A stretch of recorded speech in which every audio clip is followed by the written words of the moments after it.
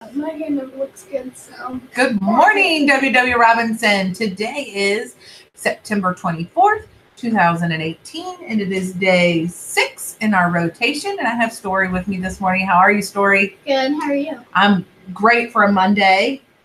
Yeah. When it's rainy and it's Monday, it really makes it hard to get out of bed. Yeah, because it's like, oh my god, don't get up. And it's like perfect sleeping weather.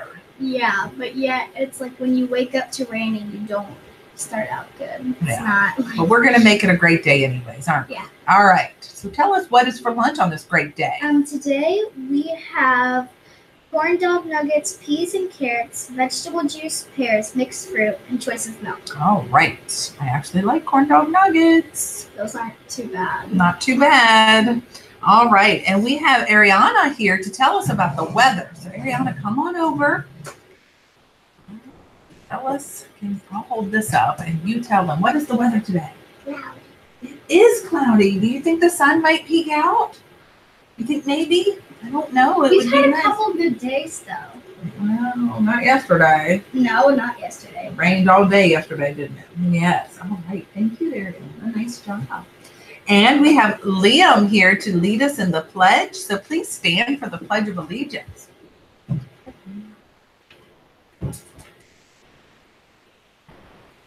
I pledge allegiance to the flag of the United States of America and to the republic for which it stands, one nation, under God, indivisible, with liberty and justice for all. Thank you, Liam. Super job. You did a great job. All right. Please join us for a moment of silence.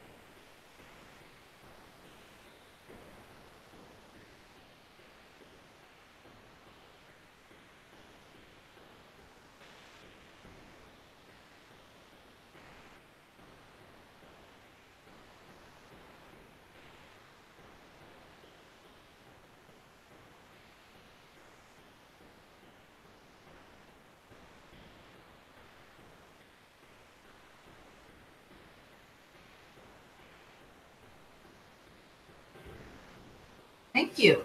All right. So we have some birthdays today. Celebrating on the 24th, we have Hugo Ariano. I probably didn't say that right. Antonio Bautista Lopez and James Bilbo. So happy birthday to those folks. Hope you have an absolutely wonderful day. I can't talk. Yeah. I don't have any staff birthdays today. So do you have any shout outs before we read from our wild robot? Yes. Emma Ross,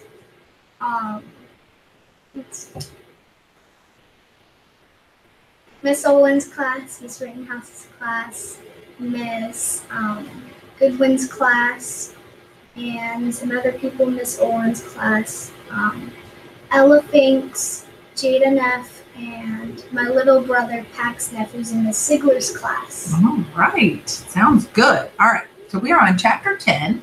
And it's titled The Reminder.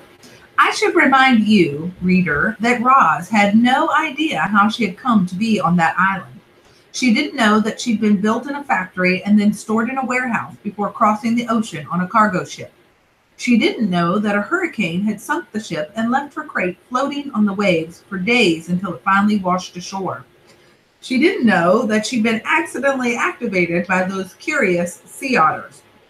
As the robot looked out at the island, it never occurred to her that she might not belong there. As far as Roz knew, she was home. Chapter 11, The Robot Sleeps. Roz stood on the peak and watched the sun sink behind the ocean. She watched shadows slowly spread over the island and up the mountainside. She watched the stars come out one by one until the sky was filled with a million points of light. It was the first night of the robot's life. She activated her headlights, and suddenly bright shafts of light were beaming out from her eyes and illuminating the whole mountaintop. Too bright, so she dimmed them. Then she turned them off and sat in darkness and listened to the chorus of nighttime chirps. After a while, our robot's computer brain decided it was a good time to conserve energy. So she sat and anchored her hands to the rocks. Her non-essential programs switched off, and then, in her own way, the robot slept. Chapter 12, The Storm. Roz felt safe up on the mountaintop, so she spent the next few days and nights perched on the peak. But everything changed one afternoon when a low-flying cloud crept up the mountain and Roz found herself surrounded by white. When the world faded back into view, she noticed more clouds floating south past the island. Then she heard a deep rumble behind her. The robot turned her head around and saw that the sky was filled with a swirling wall of darkness. Light flickered here and there, more deep rumbles. A storm was approaching, and it wasn't just any storm. It was as fierce as the one that had sent the cargo ship to the ocean floor. The wind picked up, and the first drops of rain tapped against the robot. It was time to go. Roz unclamped her hands and began sliding down the peak. I think that's a pretty good one. Like the lightning, that looks really cool. Yeah, it does. Hot sparks flew from where her body scraped against the leaning slab of stone. As soon as her feet hit soil, she was off and running. The rain fell harder. The wind blew faster. The lightning flashed brighter. The thunder cracked louder. So much rainwater was falling that rushing rivers of runoff started springing up everywhere. Roz splashed down the mountain, searching through the gloom for any kind of shelter. But she should have watched where she was going. Her heavy feet slipped and tripped, and she tumbled right into a mudslide.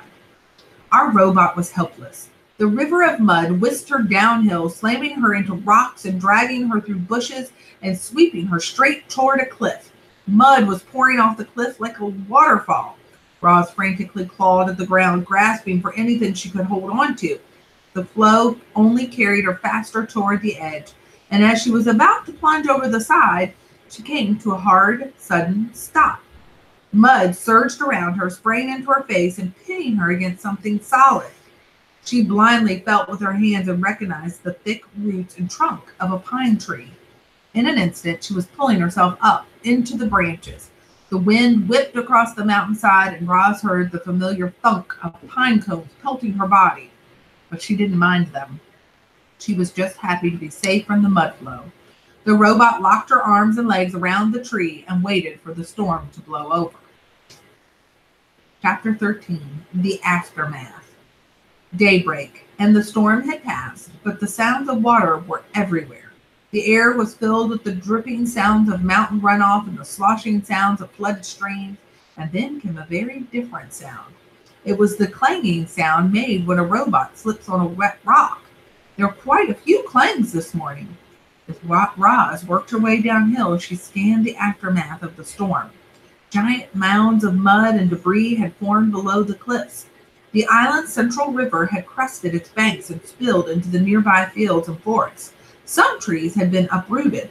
Others were submerged, their upper branches barely poking above the floodwaters, their lower branches swarming with fish instead of birds. After such a storm, you might expect to see animal corpses scattered among all the devastation. But the animals seemed to have survived just fine. Somehow they had known the storm was coming, and they had found shelter long before it rolled in. Lowland creatures who had sought refuge on higher ground were waiting patiently for the water to recede.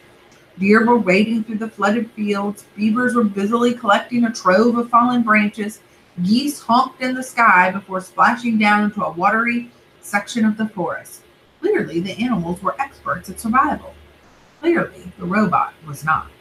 Roz was crusted with mud and grit, so she gave herself another good cleaning, but that only revealed her dents and scratches. They were really starting to add up. She hardly resembled the perfect robot who had appeared on the shore just a week earlier. The wilderness was taking a toll on poor Roz, so she felt something like relief when she spotted the quiet hole in the side of the mountain. It looked like a safe place for a robot. She stomped across the hillside and up to the cave, but never stopped to wonder what might be lurking within. And we'll stop there. I've always had a question for this when you said Roz. Yeah. Like, Is it the name of every robot, or do they have each individual names? I think at the beginning we learned that that was the name of all of them. Because didn't they all have the word Roz on them? Yeah, they did. Yeah, Ellie's agreeing with me. So yes, good question though. All right, so you can, Make it a good day or not. yes, and we can also say, you can choose to be the leader that you would follow and have a great day. Because So long.